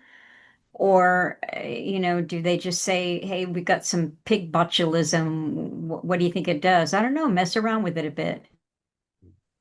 Do you know eugenics? I mean, I know you guys have done a lot of work on it. Alan certainly did, didn't he?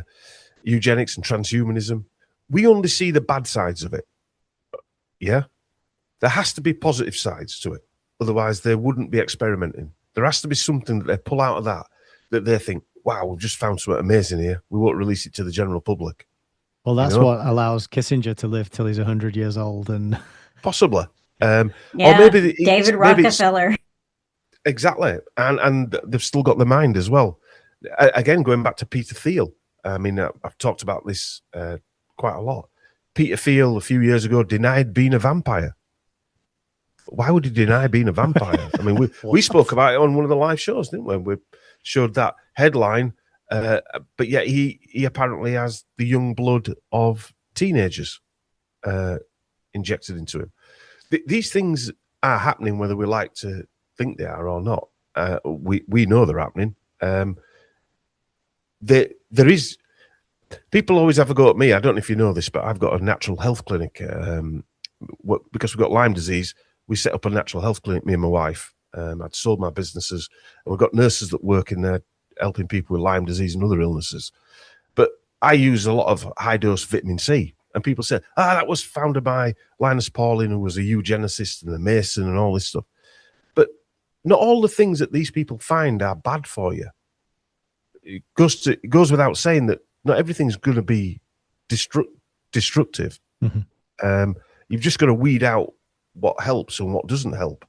Well, we use those. The word eugenics means to improve the stock, improve the genes, and it's better thought of as eugenics for them and dysgenics for the rest of us, because while they're keeping things pretty tight, keeping it in the family, so to speak, keep it in the bloodlines, and keeping a very close eye on the quality of their own stock, they're doing all sorts of crazy things, as you wrote about here, reporting down the experimentations, the chemicals they put in the food, the water, the air, the furniture, everything you can possibly think of. Every vector of attack is weaponized against us. But of course, good information they're doing all this to make sure that they can stay in control and keep themselves on top of the pyramid. Mm-hmm. I mean, there's a very, there is a component of it, like better stock. Look at the, Darwin's and Wedgwoods. They had all of these children who were, either died young or had mental disability or suffered with depression because of inbreeding. So they're looking at how can we keep our breed pure without any of these problems that happen when you're doing close breeding like that. And yet, of course, they do think that they are doing something good for themselves. And I think the same can be said about transhumanism and posthumanism. I talked to James Giordano and specifically about transhumanism and posthumanism. And I believe that many of these people are true believers. They really do believe that augmenting and enhancing humans is a good thing. They'll just line right up for that themselves because they get added, lifespan or better quality of life or whatever it is they're after. I think many of them are true believers, and that's interesting to me.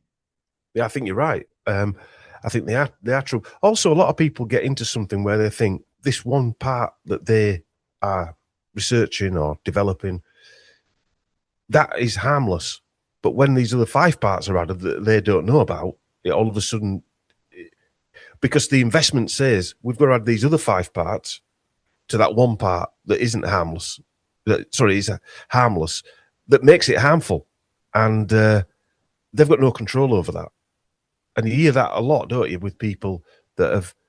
I tend to look at, if somebody sets a business up, generally that person, when they get investment, is weeded out and they're not part of that business going forward. And it's a similar process. That scientist that might find this fantastic thing is weeded out because someone else can see it as a weapon or to be weaponized. And then you might have like a compartmentalization as well, where you're working on there was in a G. Edward Griffin book where he talked about he used an example of these factories, I think in World War II Germany.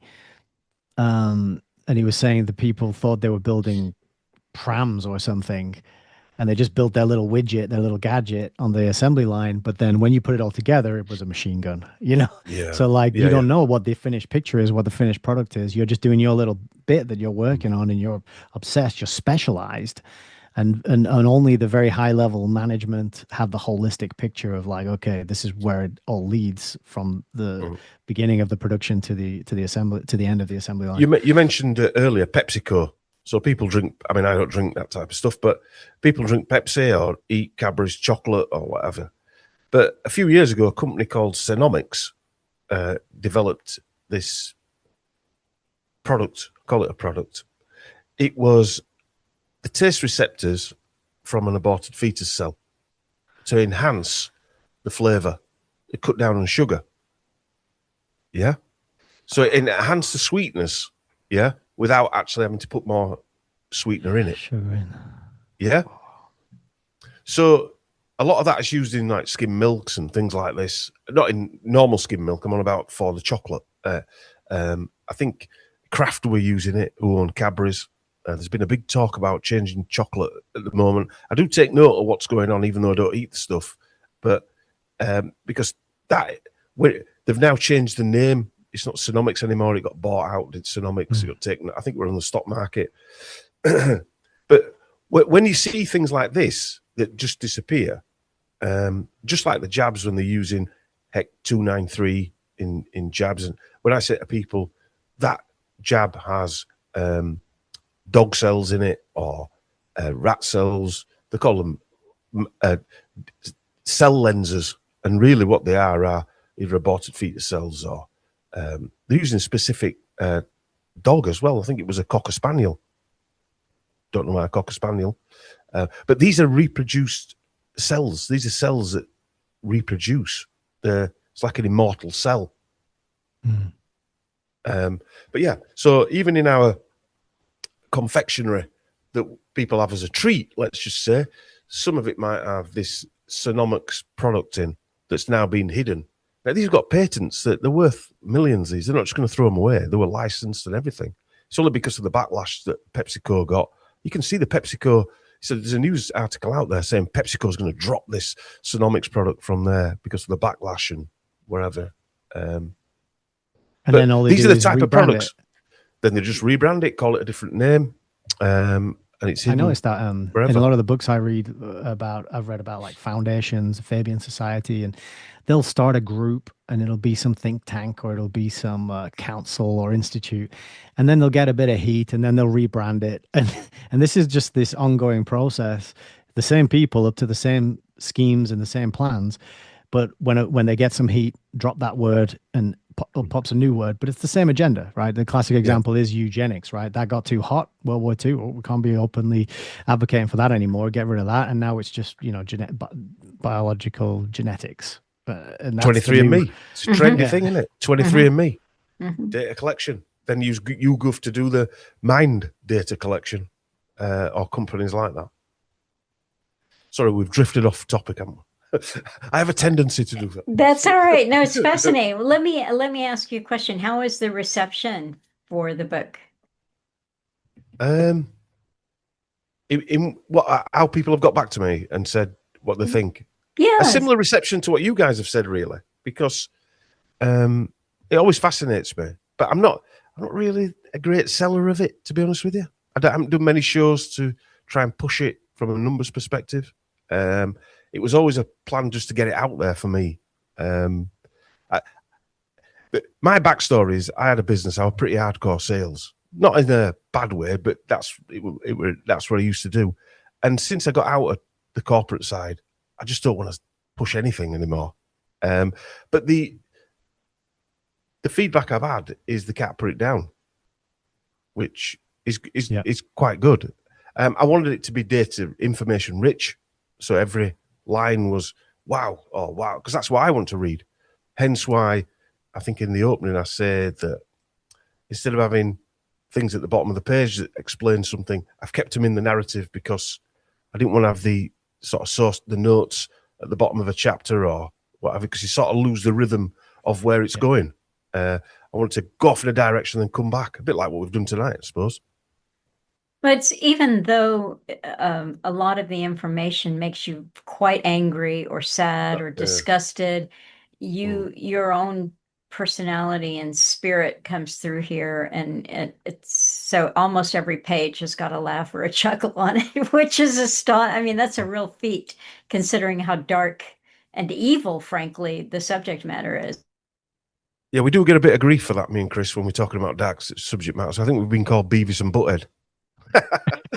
Which I quite like, actually. That's all right.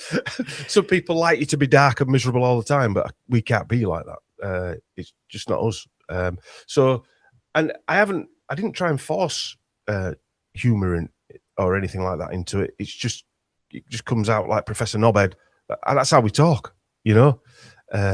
Savage Jabhead, you know, we would come up with silly names because I think it lessens these people a little bit. One thing this New World Order parasite can't handle is being laughed at. It needs to be taken seriously. That's what I think. Well, it's just funny. I find it hilarious because I do the same thing. I have names for everybody, and like we had one, they've demoted her now, but her name was Christy Nome. She was a governor, I think, of Idaho or somewhere. But anyway, they made her the head of Homeland Security, and she was the one who sent ICE out that mowed all these people down. And she wrote an autobiography right before she got her big promotion, in which she was bragging about how she killed the family dog because it wasn't, well, she said it was a farm dog, but you know, whatever. It wasn't a good guard dog. It was a little out of control and violent. And so she put it down. So I used to call her Christy Dog Killer Gnome. And then I saw straight to the point, Melissa. Yeah. So then she was doing her ICE. She was posing with the machine guns and all the ICE, which are the border patrol people. And she had so much Botox. Speaking of Botox, it was like all on her forehead and her puffed out lips and everything. And I'm like, oh no, she's got to have a new name. So I called her Christy Botox Head Dog Killer Gnome. It's long. It's a long name. I'm glad you just added to it instead of, you kept the dog killer bit. That's good. Oh yeah. She certainly had the dog killer eyes. Yep, yeah. So, you've got a lot of that through here, and you have, well, as Alan would say, you've got to laugh or you cry. Yeah. And Chris did the cover, by the way. Okay. Yeah, Chris did the design for the cover. And all tons of illustrations inside the book, which are just wonderful. Speaking of what is it, Jabhead? What's his name? I was just looking for the illustration to go with him. It's hilarious. Here he is.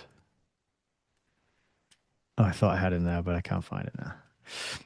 Yeah, the humor, the illustrations, the screenshots, like all of it. There he is. There's Savage Jabhead for anybody.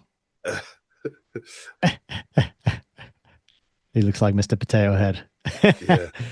What you see, Chris is. He said, "Oh, don't put them drawings in. They're not that good." I said, "You're having they're fantastic. You don't realise, No, they're That's the problem fantastic. They with, really make it. as I call him, arty-farty, limp-wristed. I won't swear. Uh, but that's the problem with those types. They're never quite satisfied with. I said, it's finished. You don't need to do any more. That's it, done. Uh, anyway, he didn't have any choice. I put him in anyway. Well, it is. It's a fantastic, like all round package. It was better than I thought it was going to be. Not that I had Good. any like it just I didn't really have any expectations. I just thought I get it, I'll read it, we'll talk about it. As I was going through it, I was like, this is really, really fantastic as a book. I'm so happy to have it in my collection. It's one that I can point to and loan out to people and like Melissa said, go back to and check just to refresh my terrible memory of things when I need to. It's a real gift that you've given us to have brought this into the world and put it out there. So get Thank selling you. it. I also use it as a textbook, and I do go back through it and say, oh yeah, that, that. So I use it as the same thing as well. No, it is going to be a great kind of go-to resource. And I can't say that about a lot of books, but one where you're going to pick it up and say, now, what was that about? Because you cover so many people and just that and I'm going to get a little bit more of your personality in here. You're discussing, you say, on a slight detour. One of the most standout things about the majority of male PMs since the 70s is that they all seem to have an effeminate feel about them. There were Sir Ted Heath, Sir John Major, Sir Tony Blair, Gordon Brown, Baron David Cameron, Rishi Sunak, and now Mr. Muscle himself, Sir Keir Starmer, all of whom come across as slightly effeminate. Johnson is actually the only masculine PM in that bunch, unless you include Baroness Thatcher or Baroness Treason May. They're both more manly than them all. Love it. Another typo there. Treason, is it not Teresa? Damn, got another one in. No, I really enjoyed this. I'm still reading, and after about let's see, was it a total of 32 chapters when I got to about 2022? I thought I got to pick up the pace, so I just started kind of flying Yeah, through and making notes where things jumped out at me. But it's definitely a good one to read thoroughly. it's 36 chapters. Yeah, I think there was about 180,000 words roughly. I was quite surprised because I just kept writing, so I had to edit. I had to edit quite a bit out. There was going to be 180 pages of source notes. We had to reduce the font to get down to about 100 pages. No, it's really readable. Mm. It's very readable and that's the thing too. I had a lot on my plate when we started here, and Nick said several weeks ago, "How are you doing?" And I said, "Well, I got okay, I can't lie. I." He said, "Hey," he said, "You know what? For something that is so information dense, this is highly readable. There's no AI in it. It's just Dom's personality coming through. It's very easy to read." And so, with that bit of encouragement, I dived in. I'm going to say they do take some writing as well. Like I said, I needed when that chap passed away. That was a double kick up the arse to carry on because it brought me right back to 2020 again. I was about halfway through it, but yeah. And that's the thing, like people want to forget. A lot of people want to forget. They don't want to talk about it. They don't want to revisit it. They don't want to revise their memories, their understanding of what happened. I find hardly anybody wants to talk about it. They just say during COVID, and then move on. And it's like, yeah, but what do you mean when you say that? What actually happened? What did we live through? What did we all go through there? And this is one of the things that I mention quite a lot when people are trying to work out, the past and history. And I know you got John Hamer to help you with some of the editing, and he's written many books, the falsification of history being one of them. And I say, people can't even remember what happened 4 years ago, 5, 6 years ago, accurately. So trying to understand further back, it's a real mission. So, you know, Yeah. what you've done here is you've given people something solid, tangible, backed up with publicly available information. It's not theory, it's not spin, it's not wild, wacky ideas about what might be, could have been. It's like facts and Mm. information that you can really depend on and rely on, and it can help people to make sense of that when they eventually decide to revisit that mass global trauma that was perpetrated on us. Well, hopefully by then I'll have another one out. I can't wait for the next one. I really can't. Cheers, Yes. guys. Yes, thanks so much. I think I'm remembering it's a fair bit later there. It's bedtime. It's bedtime in Yeah. England. So, Sleep, sleep. so I'm glad we did this. This was fun, a joint production. And Yeah, I thanks, think Nick. it was a lot of fun. Thank you, Melissa. Yeah. Thank you, Dom. Thank you for writing the book. Looking forward to the next. Thank you for writing the next ones. I'll thank you in advance, Yeah. Yeah. Yes. and maybe that'll help you get them done quicker because I'm looking forward to them Yeah. very much. Yeah. Yeah. Yeah, Well, you're a natural. well, we'll see. Yeah. Hopefully. I enjoy the process. That's good, good. Well, I thank us all. I thank us all. Yeah. And I hope that you've enjoyed watching this and listening to it. I'm sure you have. So, and if you haven't, I don't want to hear about it. It's your own fault if you haven't really. That's Like it. you sat You here should. for 2 hours, 10 minutes, not enjoying it. You could have turned it off at Yeah. any point. I mean, All right. Well, we will sign off and we can hang on here for another minute, but I'm going to stop recording and thank you all. bye bye. Thank you very much.